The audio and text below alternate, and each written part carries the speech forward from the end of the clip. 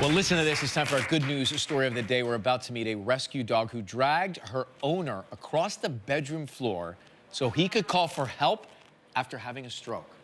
From Teaneck, New Jersey, please welcome Brian and Sadie. Brian, it looks like you're doing well. How are you feeling? How are you doing, first of all?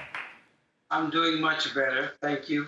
Great to meet you guys. Thanks for having me. It's great to meet you both. And what a story of, it's like a dual rescue, right? You rescued your dog and your dog rescued you, huh? Yeah. When I took her home, I never imagined what the future held in store for the two of us. Brian, tell us what happened on that night and how Sadie helped get you to the phone. Well, I had had the stroke apparently in my sleep. And so I got up to use the bathroom.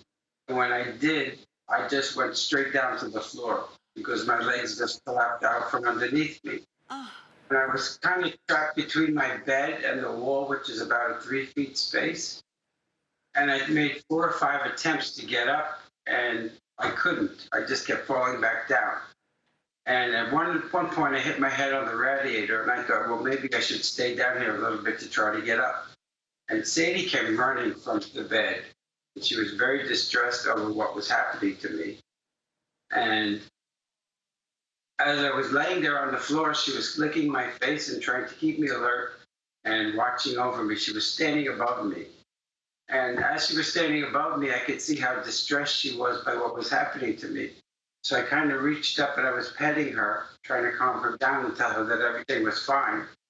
And as I did, my hand passed over her collar. And it occurred to me that perhaps I could use her weight as a counterweight to pull myself up.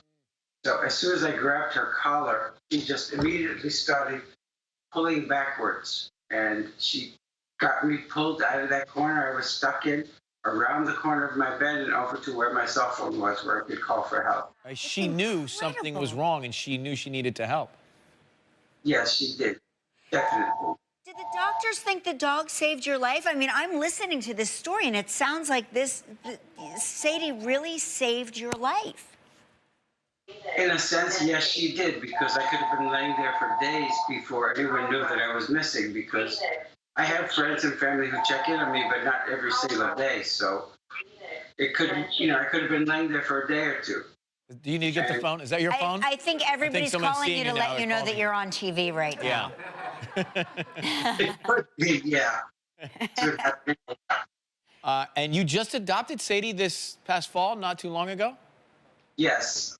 She was in a shelter of last resort, the Ramapo Bergen Animal Rescue Shelter. And she had been into 3 other shelters prior to that. And this was a shelter of last resort where they have hard-to-place animals. And a friend of mine sent me her picture. I thought she was absolutely beautiful. And so I decided, let me go see this dog.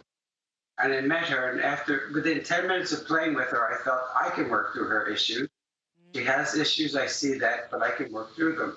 And I could not allow myself to let her go back into one of those kennels.